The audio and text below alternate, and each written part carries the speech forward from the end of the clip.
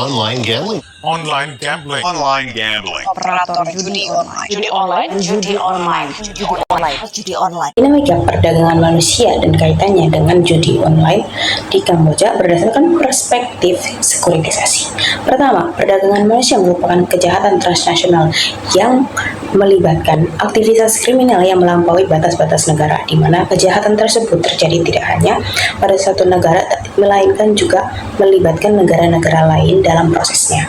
Menurut Crenshaw, transnasionalisasi merujuk pada fenomena aktivitas kriminal seperti perdagangan orang, human trafficking, penyelundupan narkoba, kegiatan teroris, dan hal-hal lain atau kejahatan lain yang tidak terbatas pada wilayah tertentu saja. Aktivitas ini biasanya melibatkan jaringan individu atau kelompok yang beroperasi dari batas lintas negara, atau kita sebut sebagai transnational organized crime, atau kejahatan yang telah terorganisir dari lintas batas negara, di mana kejahatan ini tidak hanya terjadi pada satu negara, tapi juga melibatkan negara lain. Contoh kali ini adalah Kamboja. Kamboja merupakan negara di kawasan Asia Tenggara yang telah mengalami pertumbuhan ekonomi yang sangat signifikan pada tahun 2010 hingga 2023. Nah, peningkatan ini memberikan pendapat per kapita sebesar 139,4%, yang dari 782,7 menjadi 1.875,1 juta dolar Amerika Serikat. Nah, pertumbuhan ini didorong oleh berbagai faktor, salah satunya perkembangan industri yang ada di Kamboja. Ini juga tidak jauh dari kejahatan yang akan kita bahas, yaitu sektor perjudian. Nah, kontribusi perjudian online ini terhadap peningkatan kapita Kamboja cukup tinggi. Salah satunya karena adanya perjudian online yang legal di wilayah Sihanouk Valley. Nah, legalitas perjudian pada daerah ini atau Sihanouk Valley telah menciptakan celah struktural yang memungkinkan adanya human trafficking atau perdagangan manusia atau penyelundupan manusia atau penyelundupan pekerja. Pertumbuhan pesat pada perjudian ini menciptakan suatu wadah di mana mereka yang melakukan atau oknum-oknum atau perusahaan yang memiliki kerja sebagai perjudian online ini membutuhkan banyak tenaga kerja, sehingga mereka mencoba untuk mencari pekerja-pekerja yang mau dijadikan sebagai admin atau pekerja di perjudian online yang ada di Kamboja. Salah satunya adalah korbannya adalah pekerja-pekerja di Indonesia. Kalau pemerintah Indonesia bantu kami ya, bebaskan kami dari Kampung Chong, Bafe, tepatnya di perbatasan Vietnam. Video yang ramai beredar di jagat maya ini tampilkan sepasang suami istri dalam kondisi mengkhawatirkan, mengaku disekap dan disandra. Tingginya tingkat pengangguran yang ada di Indonesia menyebabkan setiap manusia atau setiap orang-orang yang membutuhkan pekerjaan melakukan apapun untuk mendapatkan pekerjaannya. Salah satunya adalah di mana Kamboja berhasil menawarkan peluang dalam sektor perjudian ini dengan gaji yang tinggi. Fenomena ini sudah melampaui batas-batas negara, di mana fenomena ini merupakan fenomena transnasionalisme. Akibat adanya perdagangan manusia ini menjebak warga negara Indonesia dan warga negara lain yang awalnya ingin bekerja tapi malah menyengsarakan mereka. Amerika Serikat melalui Departemen Keuangan telah memberikan sanksi ekonomi terhadap konglomerat dan perusahaan-perusahaan di Kamboja sebagai respon mereka atas penolakan dari perjudian online atau perdagangan manusia dan juga kerja paksa yang dilakukan. Tindakan dari sanksi Amerika ini mencoba untuk memberikan efek jerah terhadap kegiatan judi online ini dan juga perdagangan manusia ini. Hal ini bertujuan dengan tekanan internasional yang signifikan kepada pemerintah Kamboja agar segera mengambil langkah-langkah yang pasti untuk memberantas praktik dari tenaga kerja tersebut. Nah, pemerintah Indonesia telah memiliki juga komitmen yang kuat memberikan perlindungan terhadap migran atau warga negaranya yang menjadi korban dan tindak pidana perdagangan orang (TPPO) di Kamboja. Nah, implementasi perlindungan ini didasarkan pada kerangka hukum yang komprehensif, terutama Undang-Undang Nomor 21 Tahun 2007 tentang pemberantasan tindak pidana perdagangan orang atau TPPO. Undang-undang ini menjadi landasan hukum yang dalam upaya pencegahannya penindakan perlindungan korban di TPPO di Indonesia. Selain itu juga terdapat pasal 43 hingga 63 dalam undang-undang yang secara spesifik mengatur berbagai aspek perlindungan korban, mulai dari tahap penyelamatan hingga proses rehabilitasi. Nah, korban yang terdampak dari kasus ini berhak atas segala perlindungan yang akan dimilikinya, di antaranya hak atas rehabilitasi fisik, psikologis, hak akan restitusi dan ganti rugi, serta hak untuk dipulangkan ke negara asal dan mendapatkan bantuan dalam proses reintegrasi. Selanjutnya adalah jenis kasus. Jenis kasus yang kami pilih adalah people smuggling atau penyelundupan manusia, atau kita bisa sebut juga sebagai perdagangan manusia atau human trafficking. Berdasarkan data yang ada dari kedua negara yaitu Kamboja dan Indonesia, banyak sekali masalah yang terkait dengan people smuggling. Tercatat dari tahun 2020 sampai 2023, terdapat peningkatan kasus penyelundupan orang Indonesia dalam skema judi online yang ada di Kamboja. Data mengungkapkan bahwa ada 60% TKI di Kamboja yang terjebak atau terlibat dalam skema judi online ini. Kebanyakan TKI bekerja sebagai pegawai judi online ini setuju untuk datang ke Kamboja atau bekerja di Kamboja sebagai pegawai judi online ini karena adanya tuntutan ekonomi mereka yang memaksa mereka untuk bekerja di luar negeri. Nah, mengapa banyak TKI Indonesia yang terjerat judi online? Karena beberapa perusahaan itu terkait atau terafiliasi dengan judi online Kamboja merupakan perusahaan Indonesia seperti Golden Oasis Entertainment Co. Ltd dan Lionheart Group. Bahkan di The Lionheart Group yang salah satu direkturnya adalah Tommy Hermawan Low diklaim sebagai pemimpin dan pengontrol skema judi online yang ada di Kamboja secara besar-besaran. Hal ini diberitakan oleh Benny Ramadhani, yaitu Ketua Badan Perlindungan Pekerja Migran Indonesia, tapi hal tersebut justru ditolak atau tidak dibenarkan oleh Jerry Hermawan Low atau ayah dari Tommy ini sendiri.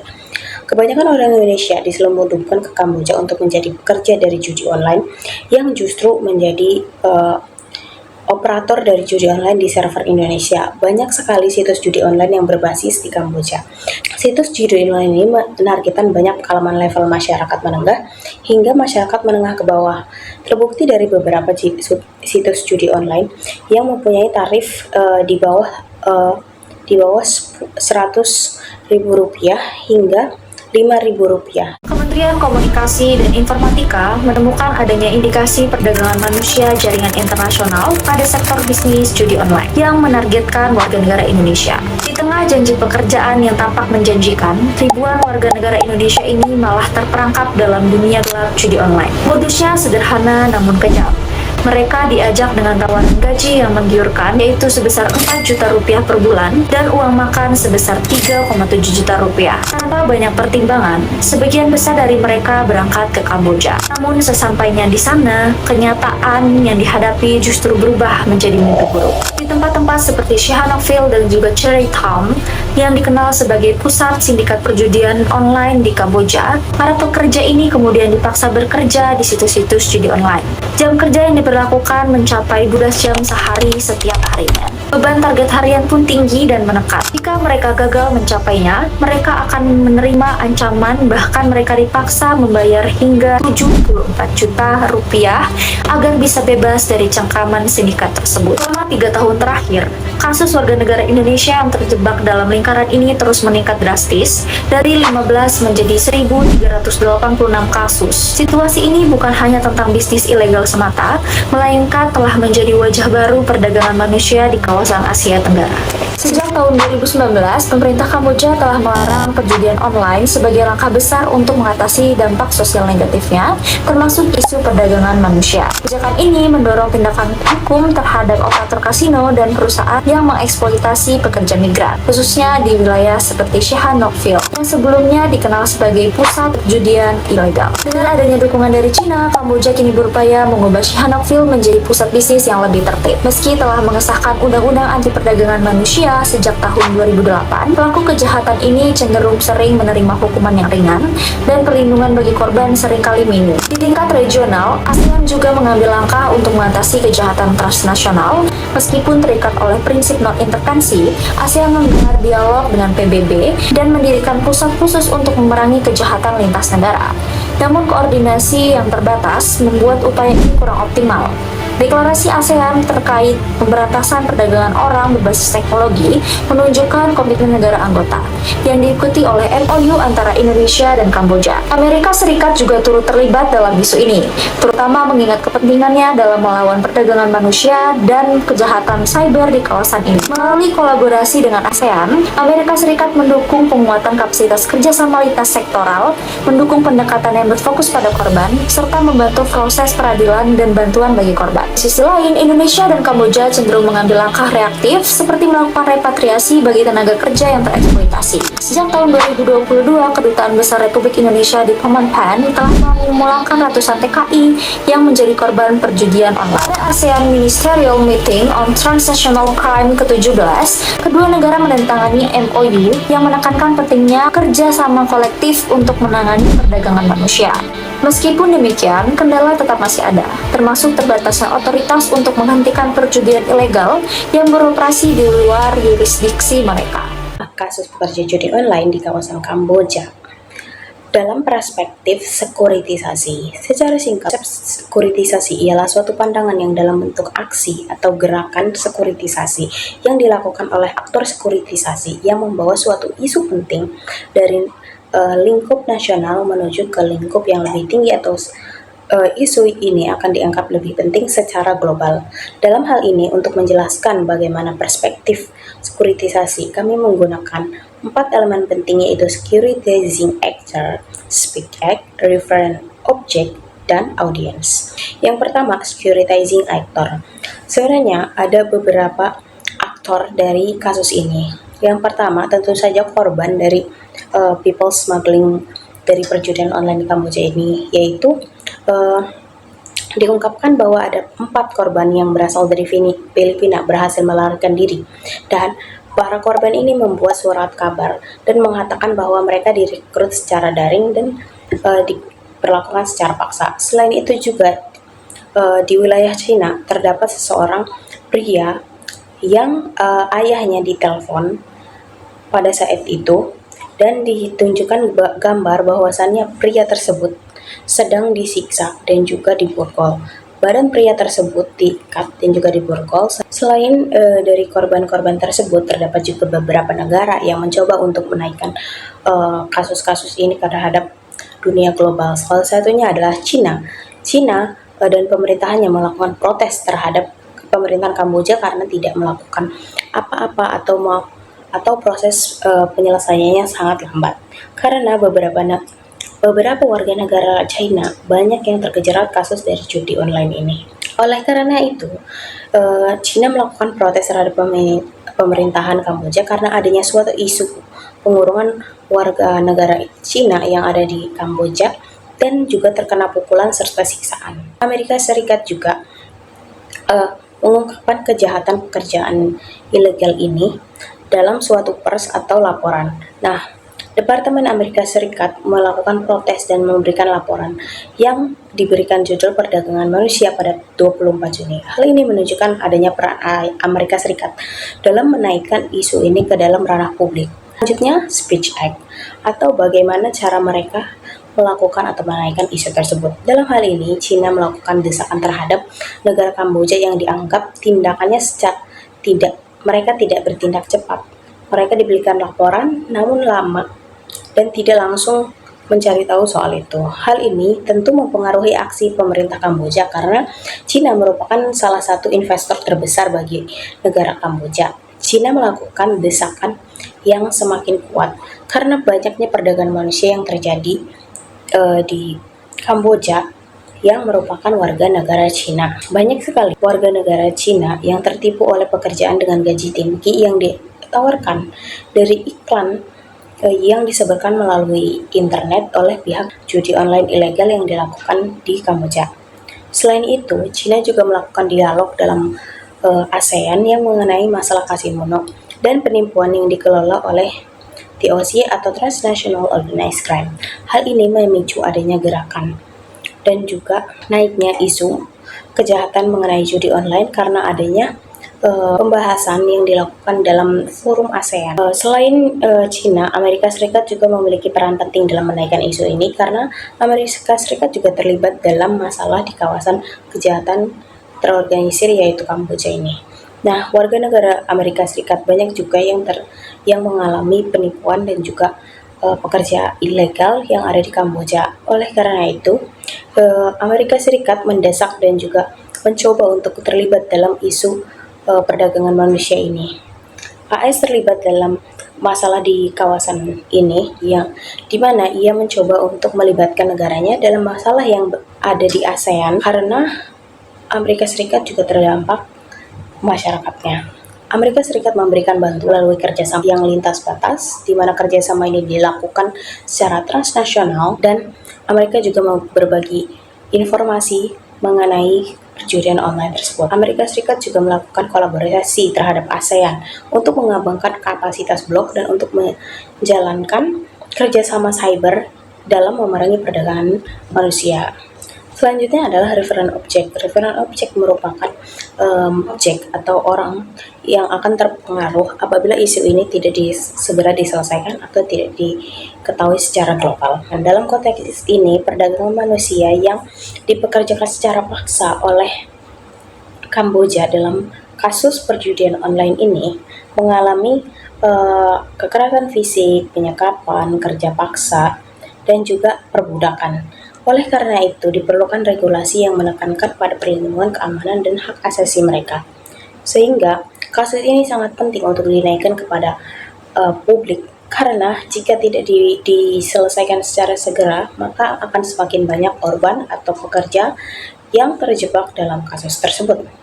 Selain itu, masyarakat yang kurang sadar akan risiko perdagangan manusia dan praktik penipuan online dapat menjadi target penyelundupan manusia atau people smuggling yang dilakukan oleh oknum-oknum perjudian online. Nah, misalnya seperti iklan pekerjaan yang sebelumnya dijelaskan, iklan tersebut memberikan iming-iming gaji yang tinggi, lalu mereka justru dijebak. Nah, akibatnya masyarakat tidak dapat memahami modus dari operasi ini karena mereka tidak dihimbau oleh pemerintah atau secara global tidak ada peringatan terhadap penipuan online ini.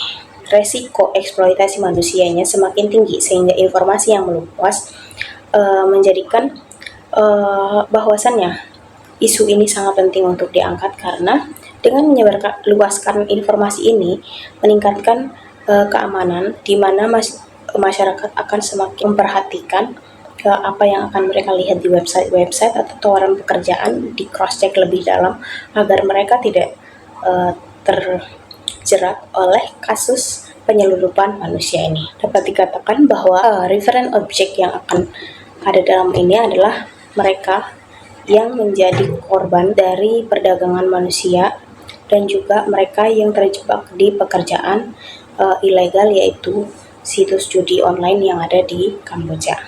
Selain itu juga referent object yang apabila kasus ini tidak diselesaikan adalah orang-orang yang belum tahu dan belum bisa membedakan eksploitasi online tersebut. Yang terakhir ada audiens yaitu mereka yang akan mendapatkan dampak baik atau mereka yang akan mendapatkan hal-hal yang akhirnya dinaikkan dalam sekuritisasi atau menjadi isu global. Nah, perdagangan dan penyelundupan manusia ini menjadi masalah global karena hal ini dianggap serius oleh setiap negara. Hal ini juga merasakan masyarakat sehingga isu ini dicoba untuk naik ke atas publik. Pada laporan United Nations Office on Drugs and Crime menunjukkan bahwa perdagangan manusia terkait kasino dan penipuan meningkat terutama di wilayah Asia Tenggara, khususnya wilayah Mekong. Hal ini menciptakan jaringan kriminal yang besar yang cukup membahayakan bagi masyarakat dunia. Keuntungan dari kelompok kriminal ini mencapai angka yang belum pernah terjadi sebelumnya. Jeremy Douglas dari ODC menyatakan bahwa kelompok kejahatan terorganisir ini berkumpul di wilayah di mana mereka melihat adanya kerentanan. Jadi kerentanan ini dilihat oleh oknum-oknum tersebut dan membuat mereka merasa bahwasannya wilayah ini dapat dieksploitasi. Paul Brigjen Sydney Hernia dari Kepolisian Nasional Filipina menyoroti pentingnya kerjasama internasional untuk mengatasi hubungan antar judi online dan berbagai kejahatan termasuk people smuggling dan juga perdagangan manusia. Dalam forum DGICM di Phuket, Indonesia dan Kamboja membahas hal ini dalam upaya memberantas adanya perdagangan manusia. Menghadapi masalah ini memerlukan keterlibatan secara global baik pemerintah, sektor swasta, LSM, masyarakat sipil, termasuk kolaborasi media sosial untuk mencegah tindak bersama secara tingkat global. Sangat penting untuk memutuskan kebijakan yang efektif dan memperkuat penegakan hukum terhadap kejahatan organisir mengenai human trafficking atau people smuggling. Nah, oleh karena itu dapat disimpulkan bahwasannya audiens yang didapat dari konsep sekuritisasi ini adalah seluruh masyarakat secara global. Karena dari diangkatnya isu ini banyak sekali informasi mengenai himbauan akan judi online dan juga eksploitasi online sehingga masyarakat lebih sadar akan bahayanya people smuggling dan juga perdagangan manusia.